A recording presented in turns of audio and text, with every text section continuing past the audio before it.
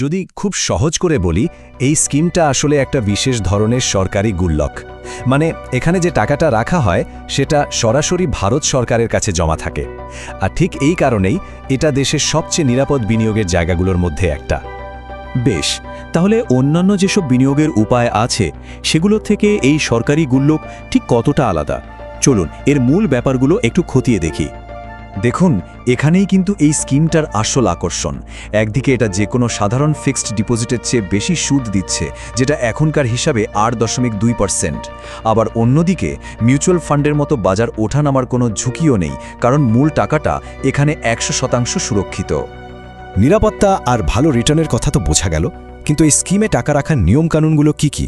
চলুন এবার দেখি সময়ের সাথে সাথে স্কিমটা ঠিক কিভাবে কাজ করে। প্রথম আর সবচেয়ে জরুরি নিয়মটা হলো সময়। কন্যা সন্তানের বয়স যখন 10 বছর পেরিয়ে গেলে কিন্তু আর একদিনও এই অ্যাকাউন্ট খোলার সুযোগ নেই। তাই যা পরিকল্পনা করার সেটা আগে থেকেই করতে হবে। বিনিয়োগের পরিমাণটা কিন্তু বেশ ফ্লেক্সিবল, মানে বছরে মাত্র 250 টাকা দিয়ে এটা শুরু করা যায়, আবার সর্বোচ্চ 1.5 লাখ টাকা পর্যন্ত জমা করা যেতে পারে।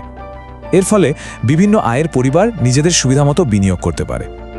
আর এখানেই স্কিমটার দীর্ঘমেয়াদী চরিত্রটা পরিষ্কার হয়। বিষয়টা বেশ মজার। প্রথম 15 বছর টাকা জমা করতে হবে, তারপর আর কোনো টাকা জমা দিতে হবে না, কিন্তু ওই জমা টাকার ওপর সুদ জমতে থাকবে 21 বছর পর্যন্ত। আর 21 বছর শেষে পুরো টাকাটা পাওয়া যাবে। তবে এই স্কিমের আসল সুপার পাওয়ার যদি কিছু থাকে, সেটা হলো এর ট্যাক্সের সুবিধা। চলুন দেখি এটা কিভাবে জমানো টাকাকে কয়েক গুণ বাড়িয়ে তুলতে সাহায্য করে। এই স্কিমের সবচেয়ে শক্তিশালী দিকটা হলো এর ইইই স্ট্যাটাস। নামটা একটু খটোমটো লাগলেও এর মানে খুব সহজ। এর মানে হলো টাকা জমানোর সময় সুদের ওপর আর টাকা তোলার সময় এই 3টে ক্ষেত্রেই ট্যাক্স ছাড় পাওয়া যায়। প্রথম হলো বিনিয়োগে ছাড়, অর্থাৎ বছরে যে 1.5 লক্ষ টাকা পর্যন্ত জমা করা হচ্ছে সেই অঙ্কটা মোট আয় থেকে বাদ যাবে, ফলে স্বাভাবিকভাবেই আয়কর কম দিতে হবে। এটা আয়কর আইনের 80C ধারার সুবিধা। দ্বিতীয় হল সুদের ওপর ছাড়। বছরের পর বছর ধরে অ্যাকাউন্টে যে সুদ জমছে সেটার ওপর কোনো ট্যাক্স লাগবে না, ফলে চক্রবৃদ্ধি হারে টাকাটা অনেক দ্রুত বাড়তে থাকে। আর সবশেষে তৃতীয় হল ম্যাচিওরিটিতে ছাড়। মানে 21 বছর পর যখন পুরো টাকাটা হাতে আসবে, তখন মূলধন বা সুদ কোনোটার ওপরেই 1 পয়সা ট্যাক্স দিতে হবে না, যেটা কিন্তু অনেক বিনিয়োগের ক্ষেত্রেই হয় না। কিন্তু যে কোনো আর্থিক সিদ্ধান্তের মতোই এরও কিছু সীমাবদ্ধতা আছে। একটা ভালো সিদ্ধান্ত নেওয়ার জন্য মুদ্রার অপর পিঠটাও দেখে নেওয়াটা খুব দরকারি। প্রথমেই একটা কথা মাথায় রাখতে হবে, এই যে 8.2% সুদের হার, এটা কিন্তু একদম স্থির নয়। সরকার প্রতি 3 মাস অন্তর এটা বদলাতে পারে। তাই 21 বছরের লম্বা সময়ে এই হার বাড়তেও পারে, আবার কমতেও পারে। আর সেটার প্রভাব কিন্তু চূড়ান্ত ম্যাচুরিটির উপর পড়বে।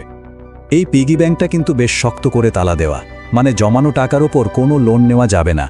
আর সময়ের আগে টাকা তোলার নিয়মকানুনও খুব কড়া। এটা কিন্তু ভীষণ গুরুত্বপূর্ণ একটা বিষয়। মেয়ের বয়স যখনই 18 বছর হয়ে যাবে, অ্যাকাউন্টের পুরো অধিকার তার হাতে চলে যাবে। তখন টাকা তোলা বা অ্যাকাউন্টটা চালানোর জন্য বাবা মায়ের আর কোনো ভূমিকার প্রয়োজন হবে না। এই ব্যাপারটা মাথায় রেখেই বিনিয়োগের সিদ্ধান্ত নেওয়া উচিত। বেশ, তাহলে এত সব সুবিধা আর অসুবিধাগুলো জানার পর এখন প্রশ্ন হলো, এই স্কিমটা কি সবার জন্য সঠিক?